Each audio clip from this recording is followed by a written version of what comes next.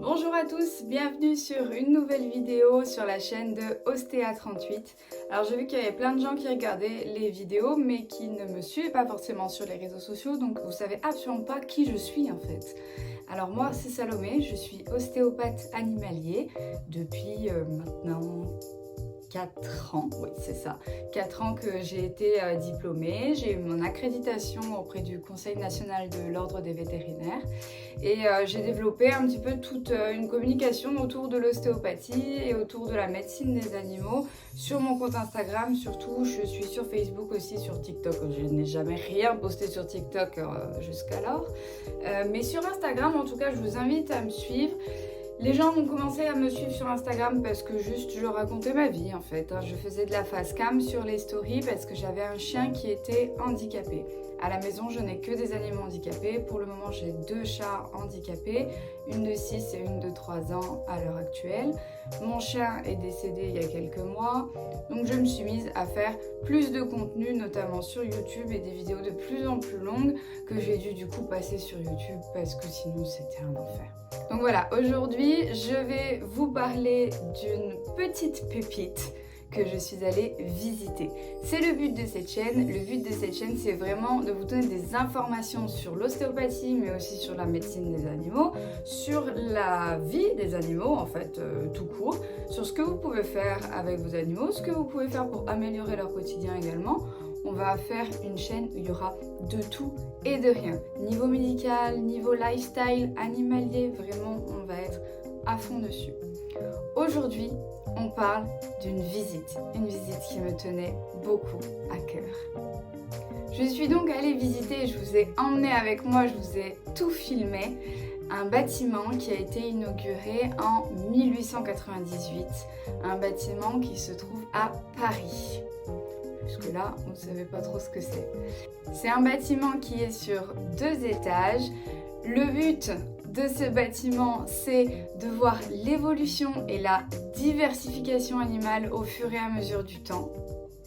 Mon but à moi de visiter ces lieux, c'est de vous prendre des clichés pour pouvoir vous montrer ce dont je vous parle en fait sur vos animaux, pour pouvoir vous montrer vraiment ce qu'il y a dans le corps de votre animal, pouvoir vous montrer, en fait là, je vous parle de ça, ça ressemble à ça, c'est accroché à ça et il y a ça devant, il y a ça derrière. C'est hyper intéressant pour moi d'avoir visité ce lieu. Je connaissais absolument l'ensemble des éléments présentés, bien évidemment, c'est normal, c'est mon boulot. Mais par contre, j'ai pu prendre des clichés magnifiques pour pouvoir vous les montrer. Je pense que cette vidéo va être un petit peu longue, je vous préviens, j'ai fait tout le tour. Donc, au rez-de-chaussée, nous avons l'anatomie comparée. Au premier étage, les dinosaures et les fossiles. Et au dernier étage, des fossiles uniquement en vitrine. Vous l'aurez compris, partez avec moi à la galerie de paléontologie et d'anatomie comparée de Paris. Allez, ça y est, on se retrouve dans le train, donc je prends un petit peu des forces pour le voyage qui fut très long jusqu'à Paris.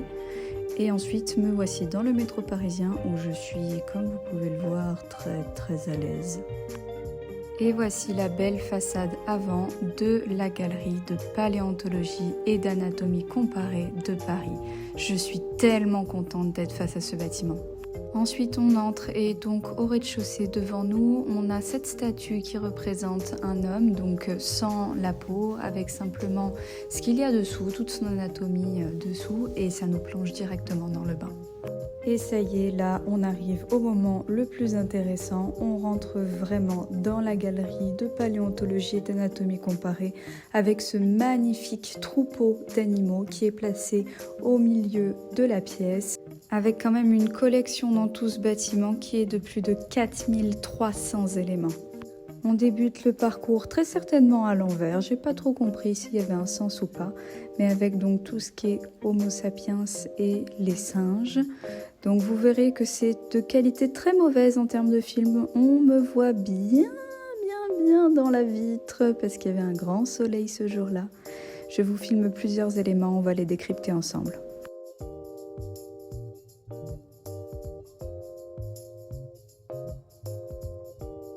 Donc Donc ici nous arrivons sur la collection Felidae, donc évidemment les crânes de vos chats ne ressemblent plus trop à ça, hein. On est plutôt sur les tigres, les choses comme ça. Ici par contre vous pouvez voir effectivement des squelettes qui ressemblent à ceux de nos chats domestiques. Et là vous avez l'exemple du squelette de votre chat avec le crâne et tous les éléments. On arrive sur des squelettes de chiens juste là. Donc là vous avez petits et grands chiens qui sont très intéressants. Je les ai trouvés magnifiques. J'aimerais beaucoup en avoir un avec une patte de chien juste ici.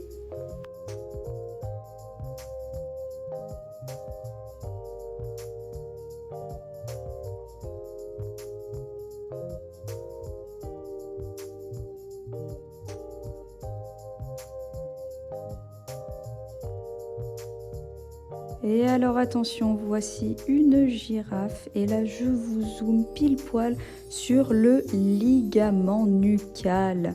Qu'est-ce que c'est le ligament nucal? C'est le ligament qu'on a tous les mammifères qui tiennent les cervicales. On en reparlera plus tard. Par contre, regardez-moi cette girafe. Elle a 7 cervicales, comme vous et moi, comme votre chien, comme votre chat, comme votre cheval. Et oui, c'est une particularité qu'on a tous. Bon alors, petite anecdote que je place par ici, j'ai 2 cervicales chez moi de dromadaire parce que j'adore ça. Et voici le bassin. Le bassin, on en parle souvent en consultation. Vous voyez, il y a 2 côtés du bassin qui sont liés ensemble par le bas, par le cartilage pelvien, donc on appelle la symphyse pelvienne. On en parle souvent, ça vous parle ou pas ?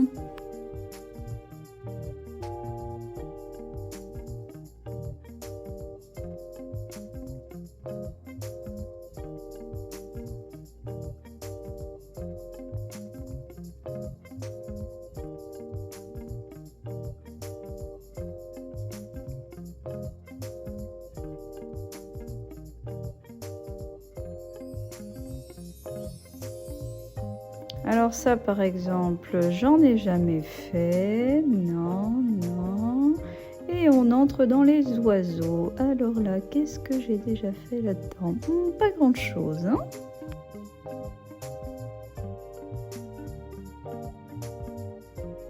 Regardez, c'est une patte, vous voyez tous les petits os.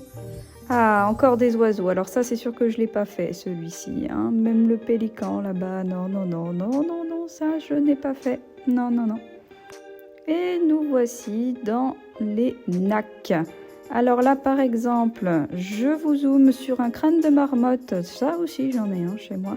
Ça ressemble beaucoup à tout ce qu'on peut trouver pour cobaye et lapin. Donc là, on a des animaux qui sont... Ça, c'est un cobaye, justement. Des animaux qui sont à la fois les nacs et les petits animaux que l'on peut trouver dans la nature. C'est un petit peu tout mélangé. Je n'avais pas bien compris le rangement, mais c'est très intéressant de voir ça en tout petit. Regardez les dents qui poussent, c'est magnifique. Donc ici on s'arrête un petit peu sur ce squelette donc qui pourrait ressembler à ceux de vos chiens puisque c'est un croisement entre un loup et une chienne. Et nous arrivons maintenant sur les crânes de vos chevaux. Ça aussi c'est magnifique. Enfin je ne sais pas si vous trouvez ça magnifique mais en tout cas moi ça me passionne. Dites-moi dans les commentaires si vous me trouvez bizarre ou si vous trouvez ça aussi super intéressant. Vous voyez les allées de ce musée, c'est vraiment impressionnant. Alors ça, j'ai aussi un petit squelette d'oiseau mangé par mes chats, ça j'en ai un. Moi, les seuls oiseaux que j'ai faits, ce sont des classiques, hein, des rapaces, des choses comme ça, qui se laissaient manipuler. Ça, par exemple, j'ai jamais fait ça. Non, jamais fait, moi.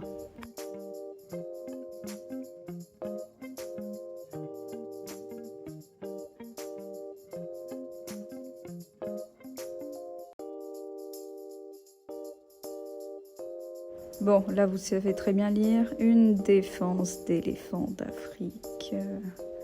Et une deuxième. Bon, est-ce qu'on est content de le voir? Je suis pas sûre. Mais c'est intéressant. Des vieux crânes tout en haut avec les défenses. Et alors là, on arrive sur ce qui est encore moi mon domaine, hein. Même moi, j'ai appris des choses sur cette partie centrale. Donc je vous laisse regarder, je vous laisse apprécier la beauté des éléments. Parce que là, c'est vraiment impressionnant.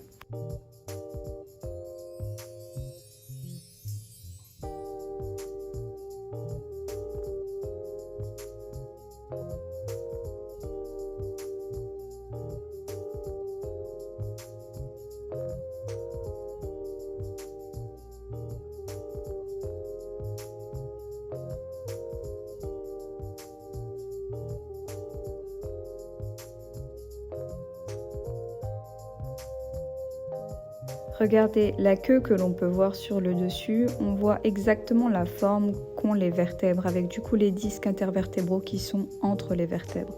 C'est vraiment exactement comme ça sur tous les animaux actuellement.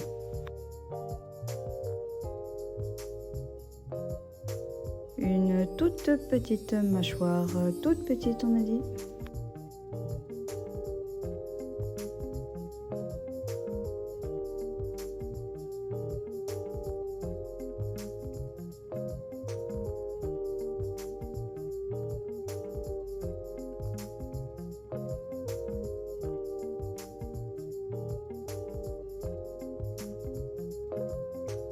Et depuis là, vous pouvez voir l'intérieur d'une cage thoracique. Donc effectivement, les côtes ne se rejoignent pas entre elles sur le milieu puisqu'il y a le sternum et elles sont accrochées par le sternum avec du cartilage. Et alors là, je vous laisse regarder parce que je ne vais pas commenter ça, vous n'en avez pas chez vous.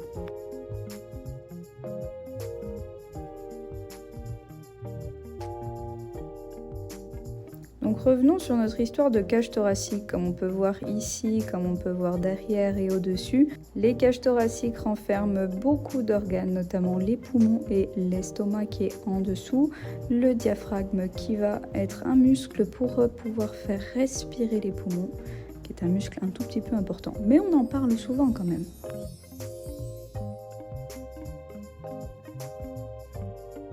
Et voici de plus près un crâne de cheval avec tout plein d'ossements provenant des chevaux. Ça c'est très intéressant, on voit les différentes formes de bassin ici, la rotule avec le fémur, le tibia, la cheville qu'on appelle aussi le jarret bien évidemment, tous les petits os du jarret, les métatarses et les phalanges. On reverra ça un tout petit peu plus tard. Dans la boîte noire qui est à côté de vous, là, on voit exactement tous les petits os qu'on peut trouver à l'intérieur. C'est très intéressant, on en parle souvent. Avis aux âmes sensibles, voici la tête de votre cheval sans la peau. Ça aussi c'est très intéressant. La mâchoire de votre cheval, ça c'est magnifique à voir. Et votre cheval sans la peau, voici tous les muscles. Bon, on ne parlera pas de la courbure des cervicales. Hein. Avis aux fermes, voici le crâne du cochon. Et ça, on n'en voit pas tous les jours, même moi j'en ai pas.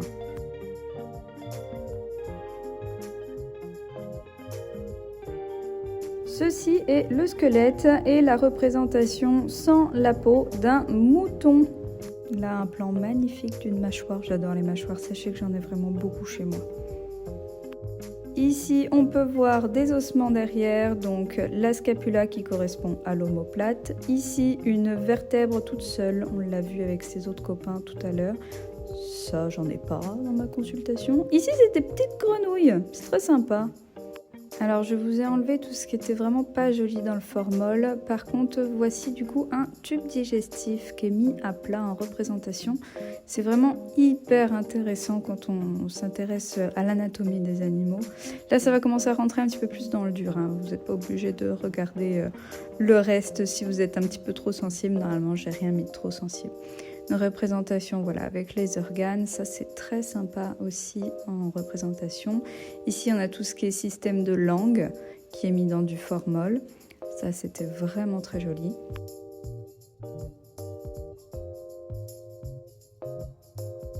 Un magnifique estomac, c'est juste une poche comme ça l'estomac. Bon, on ne parlera pas de ce qui est sur la gauche. L'estomac était vraiment très beau dans ce formol là, c'est comme ça que ça devrait être. Voici une partie du côlon, gros côlon. Et ici, nous voici de nouveau avec un estomac où on voit l'entrée et la sortie. Ça, c'était cool. Ici, voici un sécom. J'ai beaucoup pensé à ma cliente qui me demandait quelle forme avait un sécom chez un cheval. Bah voilà, c'est ça. Une très belle représentation d'un cœur avec l'arrivée du sang et le sang qui repart du cœur, c'est vraiment magnifique. Donc là on arrive dans la partie respiration, donc ici ce sont des poumons qui sont très bien conservés, puis d'autres poumons où on peut voir l'arrivée de la trachée qui se sépare du coup en double portion pour aller dans les deux poumons droite et gauche. Puis nous revenons dans des squelettes, donc là je voulais vous filmer celui du serpent. Tout le monde me dit « Ah mais un serpent ça a des os !» Oui, bien évidemment, voici la preuve. Une petite tortue, donc là vous vous doutez bien que moi je fais pas les tortues, hein, je défie mes collègues de faire les tortues. Et on retourne dans le troupeau.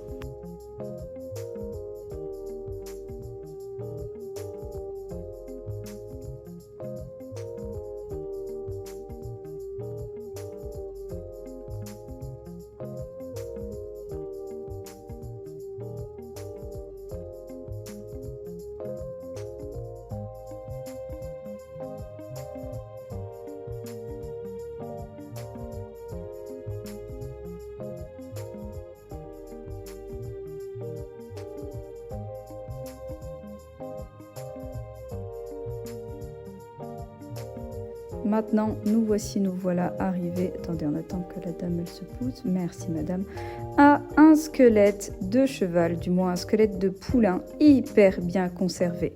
Donc, le crâne, les cervicales, le ligament nucal dont on parlait tout à l'heure, qui est une des parties les plus importantes du cou, une partie des plus importantes du corps même, puisqu'elle tient l'ensemble de la tête et des cervicales. Vous pouvez voir toute la mâchoire, vous pouvez voir tous les disques qui sont encore conservés, toutes les parties dont je vous parle tout le temps, que ce soit du crâne jusqu'à la queue, tout est super bien conservé. Regardez-moi les vertèbres, les côtes, ce squelette est exceptionnel. Les lombaires, le bassin, la queue, tout dans les pattes, les hanches. Regardez ça comme c'est beau. À côté, vous avez un squelette qui est moins bien conservé, qui est plus à l'état de squelette, mais ici on est vraiment sur quelque chose de pur. Et là, il est parfait. Les rotules, les accrochements sur les rotules, tout ce qui est ligaments qui sont encore là, le jarret, même la boîte cornée, regardez-moi ça! Impressionnant! Et du coup, vous voyez, votre troisième phalange, elle arrive directement dans la boîte cornée, elle arrive directement dans le sabot. Et ça, c'est le plus important à retenir dans un cheval.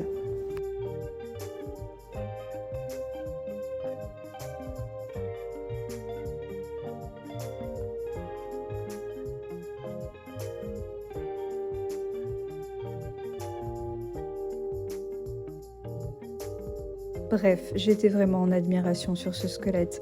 Je voulais filmer dans tous les sens. J'y suis restée un temps fou.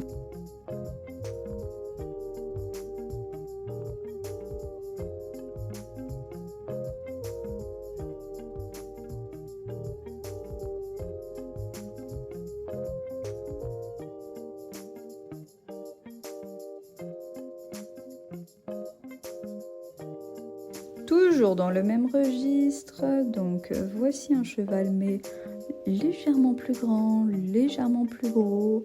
À quoi on voit ça? On voit ça au squelette, mais on voit ça aussi à la taille du sabot. Ça pète des chaussures de sécurité, sachez-le, c'était marqué percheron, et voilà. Regardez la différence de taille, j'adore.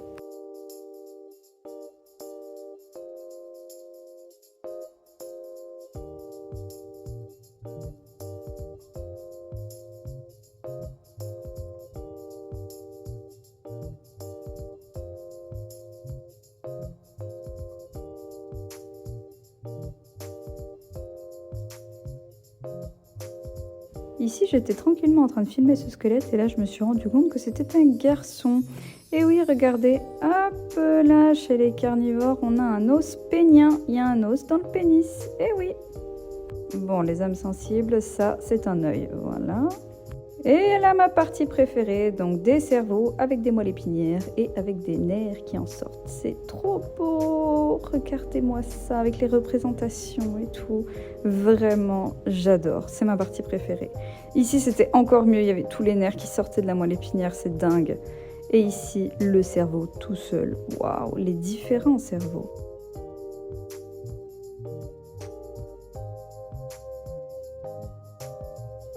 Donc là, il y a des reins qui sont posés sur la plaquette juste devant vous. Et voici des reins dans le formol derrière. Et là aussi devant, ce sont des reins de nouveau. Voilà à quoi ressemblent les reins chez vos animaux. Voici maintenant une grosse rate. Énorme cette rate. Je ne sais pas de quel animal, mais elle est très grosse. De nouveau des petites rats, cette fois-ci qui ressemblent beaucoup plus à celles de vos animaux. Encore une rate qui est de taille moyenne, celle-ci. Et nous passons tout de suite au foie. Voici un foie, donc le foie est découpé en 3 morceaux, celui de gauche, le central et celui de droite. On peut les sentir des 2 côtés. Je vous fais un plan de ce magnifique premier étage, donc qui est vraiment consacré à l'histoire et à la paléontologie, dont j'ai pas trop filmé de plan puisque c'était pas le sujet du jour. Et un magnifique plan de l'anatomie comparée de tout ce qu'on vient de voir vu de dessus. Je vous laisse en profiter.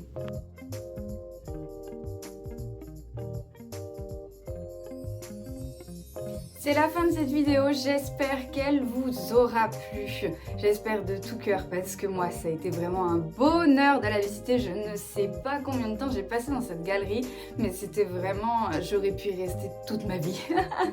Je suis une passionnée de l'anatomie en tout genre. Des ossements surtout, des squelettes, c'est ça qui m'intéresse le plus. J'ai voulu être radiologue au début, après j'ai vu le nombre d'années d'études, j'ai connu les vecteurs en maths au lycée et j'ai dit bon bah on va abandonner. Donc je suis partie sur toute autre chose et de toute façon mon attraction pour les animaux a fait que je partais dans le milieu animalier. Bref, c'est vraiment des vidéos qui me tiennent à cœur de vous tourner, de vous filmer, de vous raconter également, de monter. C'est hyper intéressant pour moi de faire ça. J'espère que ça vous intéresse vous aussi et que vous allez aimer. N'hésitez pas à mettre un petit pouce bleu pour l'algorithme, on adore. À vous abonner pour ne pas manquer les prochaines vidéos, il y en aura d'autres qui vont arriver. Et à aller voir la page Ostéa38 sur tous les réseaux, Ostéa38 comme ostéo mais avec Ostéa38, le département dans lequel je suis. Je vous laisse sur ces mots et je vous souhaite à tous une belle journée. Prenez soin de vous, prenez soin de vos animaux.